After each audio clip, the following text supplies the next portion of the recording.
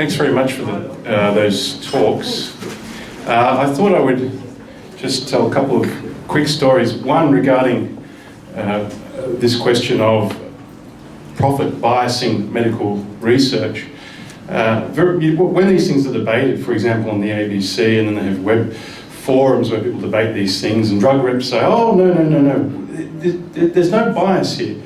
I had an encounter with Thomas Barodi, who's a gastroenterologist, quite a significant one, who's actually making $70 million a year in patent royalties. And he said, so this is straight from the horse's mouth, he said to me, I have cures that I cannot sell to drug companies. They're not interested in them, full stop. Yeah. So this is straight from the horse's mouth. But I also had an experience once where I was discussing with a recent PhD graduate of social work, and we were talking about schizophrenia. And at the time, Nancy Anderson's group had published several papers in the last several years about how schizophrenia was related to brain shrinkage. And then, of course, it emerged that actually it was the drugs that were causing the brain shrinkage.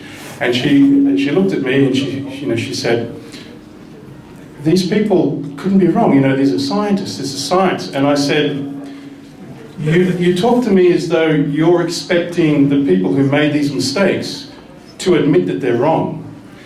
And I wonder, and this is my question, I wonder if your experience in these debates makes you think more broadly about society and about social structures and institutions where we rely on people to be experts and in whose interests it is to never admit error, never.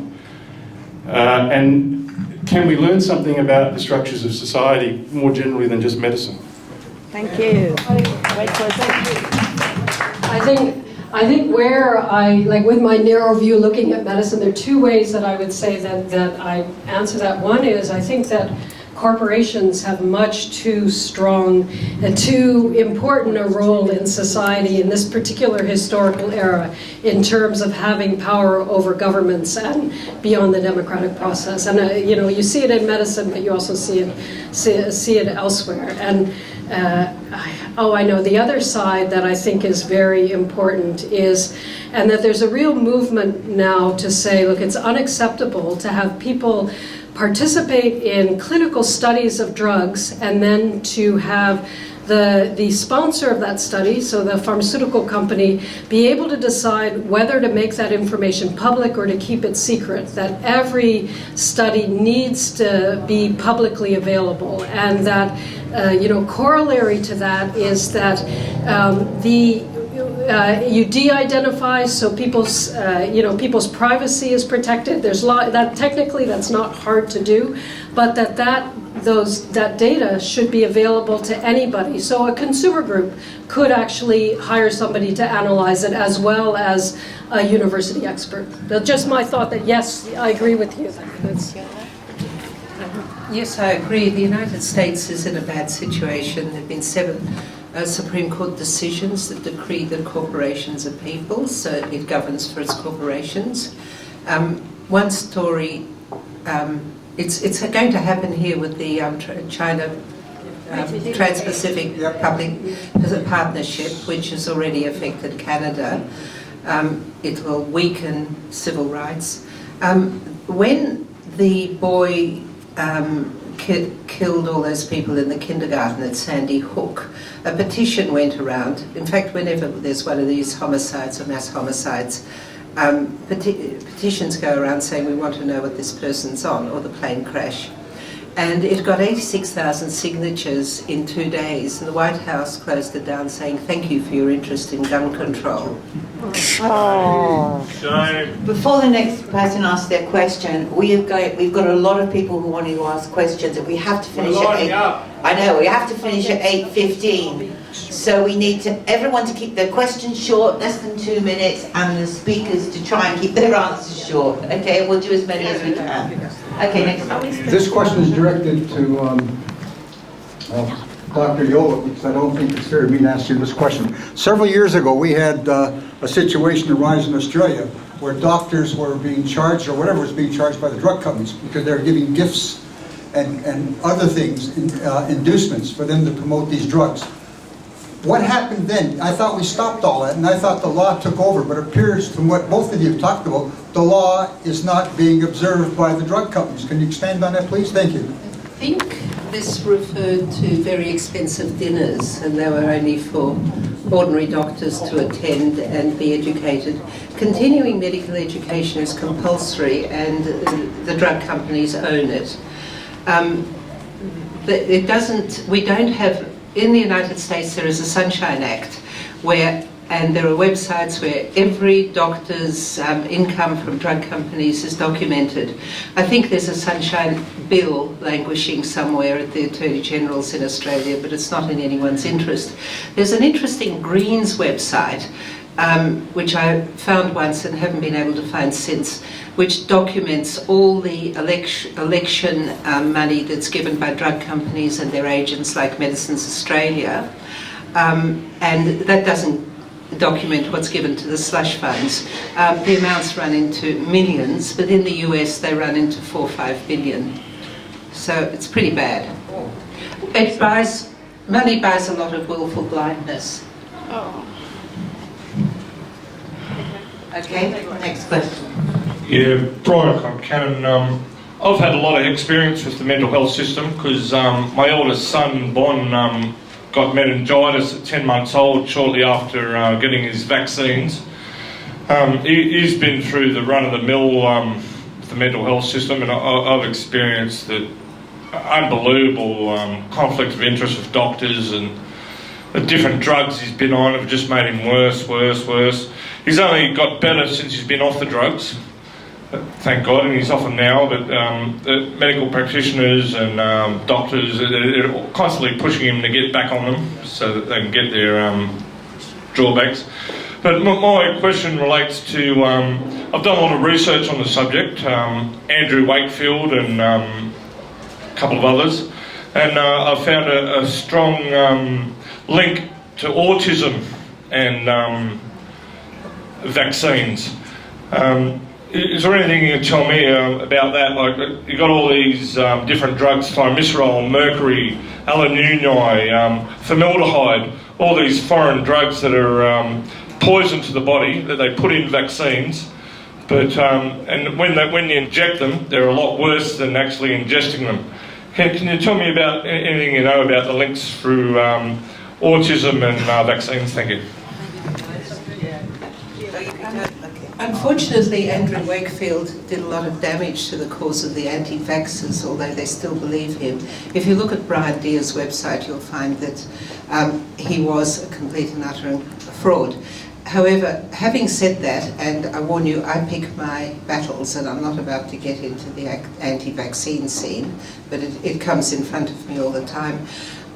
The idea of enforcing vaccines is horrific. The idea of enforcing vaccines so early in life is horrific. The idea of enforcing a measles vaccine which doesn't work is horrific. We've always known about 1 in 6,000 kids demyelinated completely on vaccines, and this isn't an all or nothing phenomenon. But to relate it to autism is not, there's about 14 studies that fail to relate it to autism, but it does relate to various forms of brain injury for which medication is not a treatment. That's all I can manage at the moment.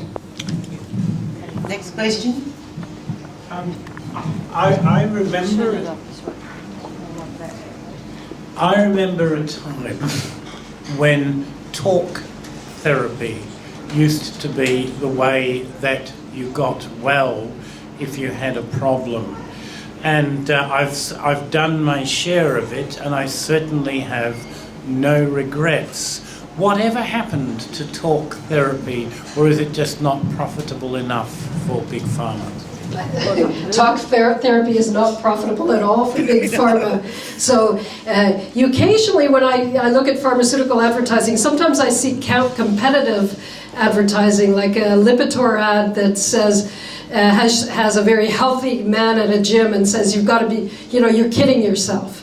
When talk therapy, the problem that in the situation, I can talk about the situation in Canada. The problem there is that under our public healthcare system, people they don't face any charges to go to the doctor and to get drug therapy, whereas to go to a psychotherapist is not covered. I understand in Australia you do have psychologists covered to some extent, that it's better in that sense.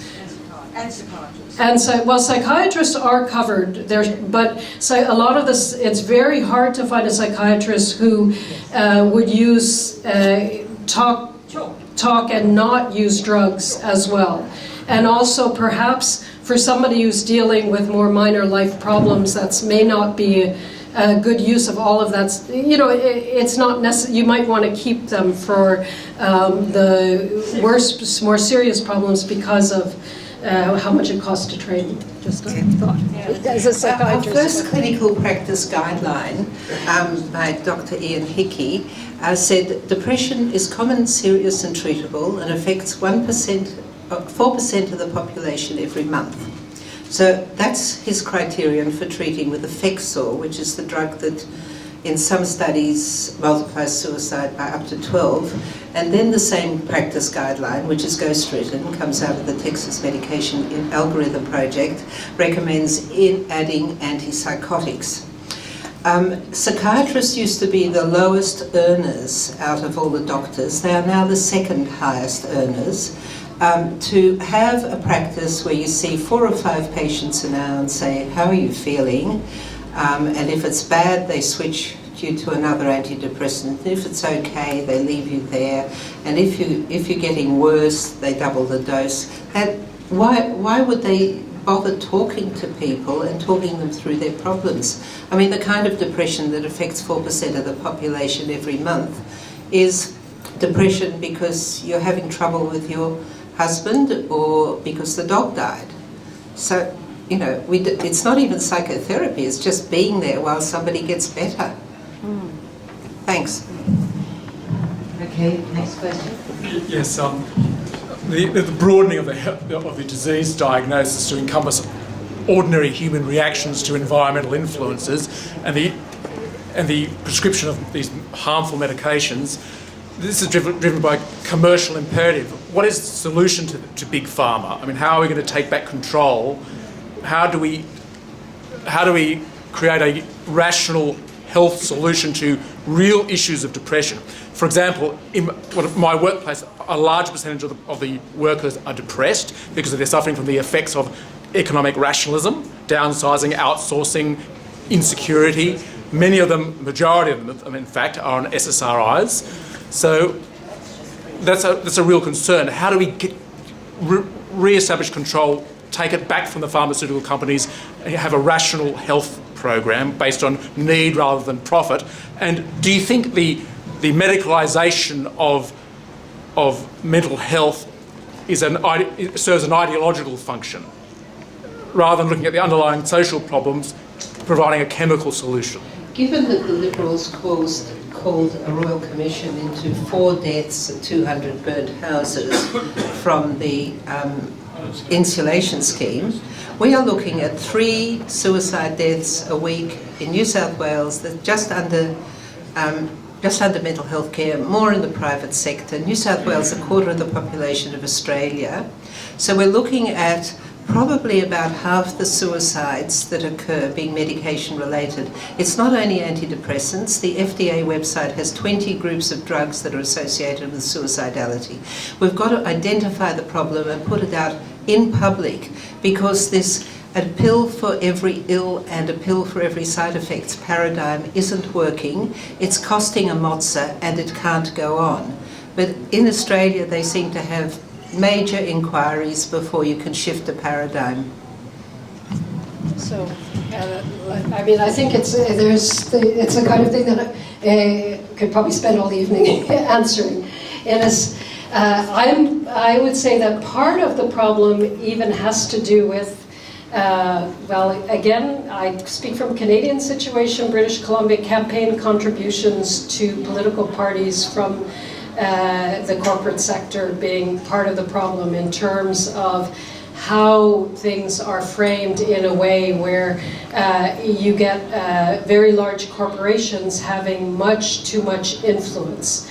I think there's a whole range of ways that we could be working on firewalls, as well as actual social solutions to the type of social problems that you're talking about.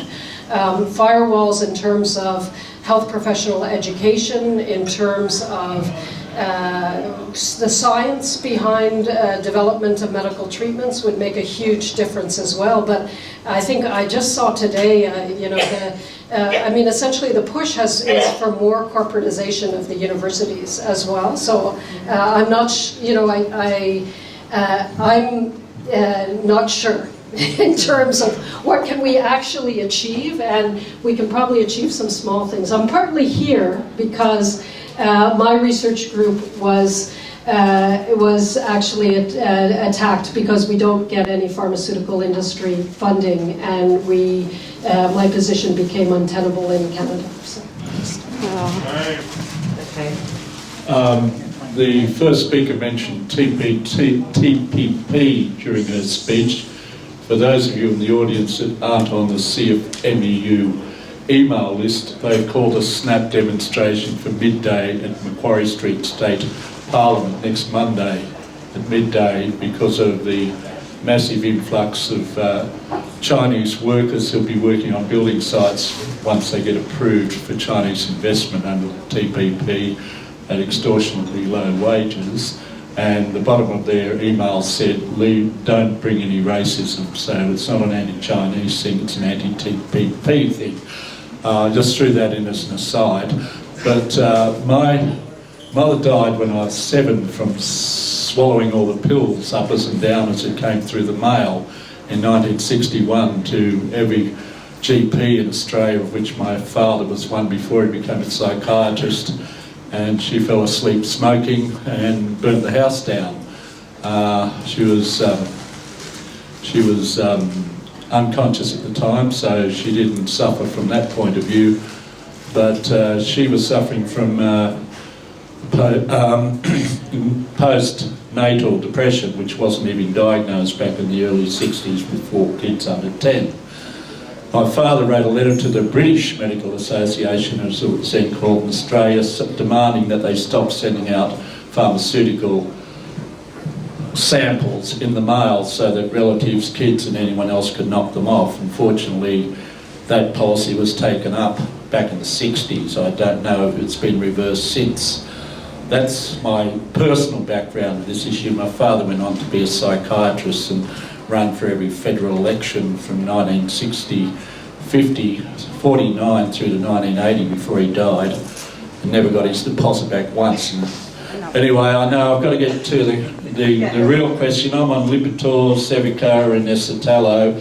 I still smoke after a heart attack last year. Will I survive much longer? My sex life no longer exists to the benefit of all the females in this room, and I'm also class 2 diabetic. My question, I suppose, relates to the Church of Scientology and their campaigning against psychiatry. Do you think they're justified in this, and what are their ulterior motives? Every religion is ridiculous when you look at it post-quarters. I mean, we have elephant gods and all sorts of other things. The Scientologists started in 1950, which was a year after Dr. Muniz got a Nobel Prize for discovering this magnificent, brilliant new treatment for mental illness called the prefrontal lobotomy. And the United States was engaging in what turned out to be 100,000 prefrontal lobotomies for 4-year-olds and Rose Kennedy. Is it Rose Kennedy? Yeah, everybody. Anyway, when chlorpromazine came out, it was marketed as a prefrontal lobotomizer. In fact, these drugs are quite good lobotomizers.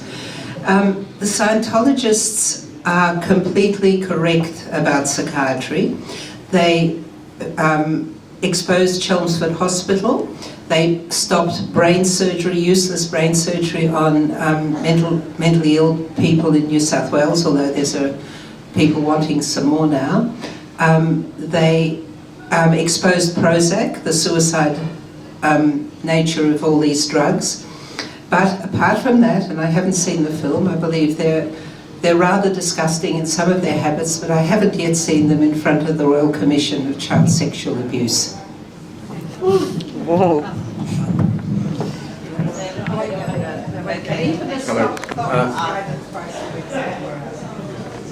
I'm Arthur Chesterfield Evans. I'm a doctor and kind of green politician, and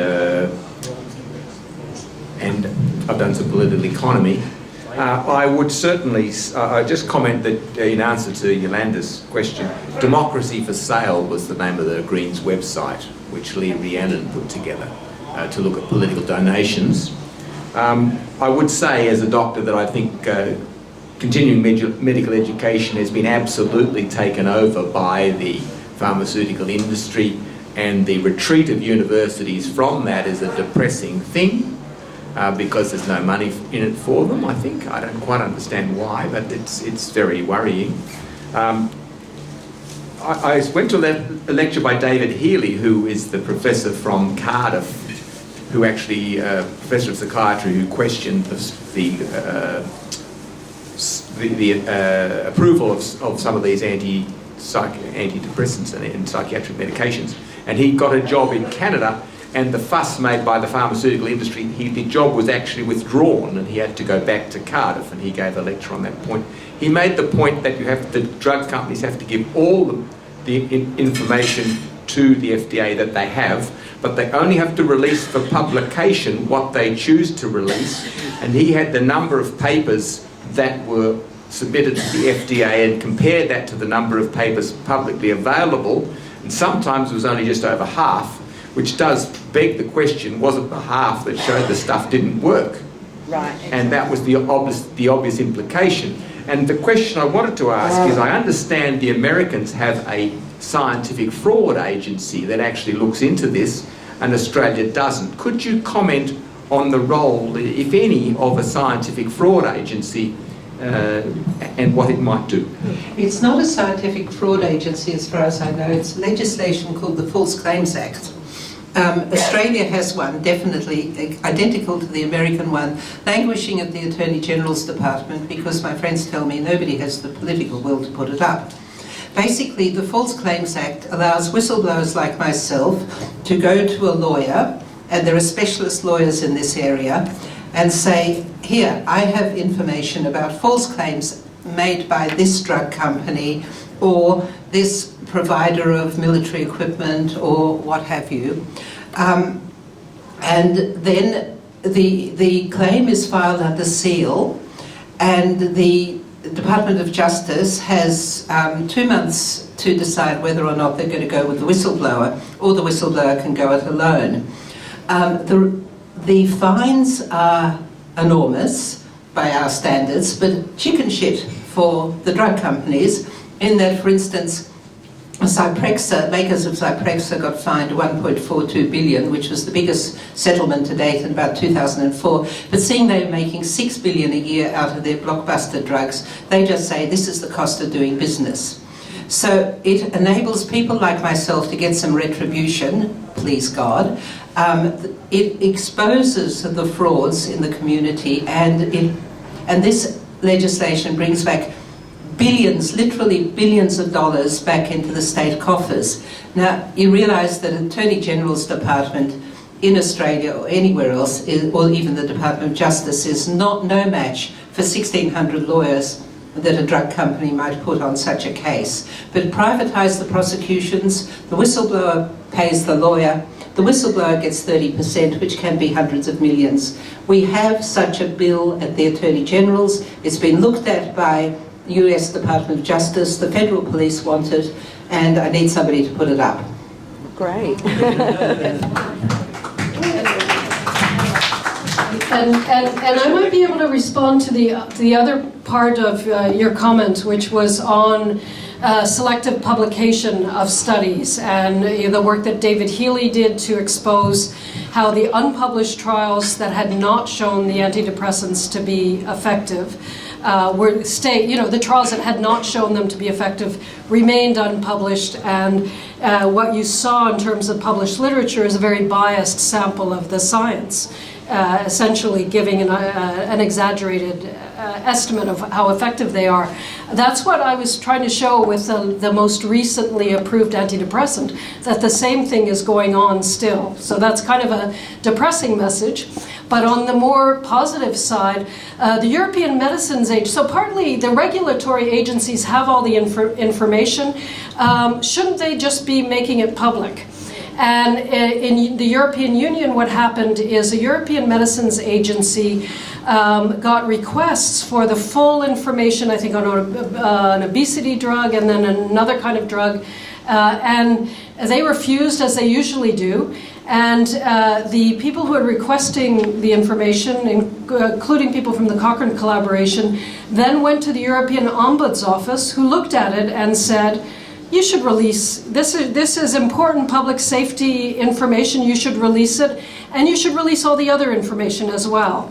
And what has come out of that has been a whole process where there's been new clinical trial legislation saying the trials have to be released. The European Medicines Agency has moved a long way. Now they've had a couple of lawsuits from pharmaceutical manufacturers and made a behind settlement that was not so great, so it hasn't gone as far as it could have gone, but it does show that there is a possibility of using legislative structures when they're in place to actually push the envelope here and say that we have a right to that science that's based on, our own bodies and the other patients in the community and what they, what they've contributed in terms of showing whether a drug works or not. Okay. Next question. From both your talks, Alice Beecham is my name, from both your talks and my own personal experience, am I right to suggest that the best advice to give to people is don't go for any treatment? Just say no to drugs.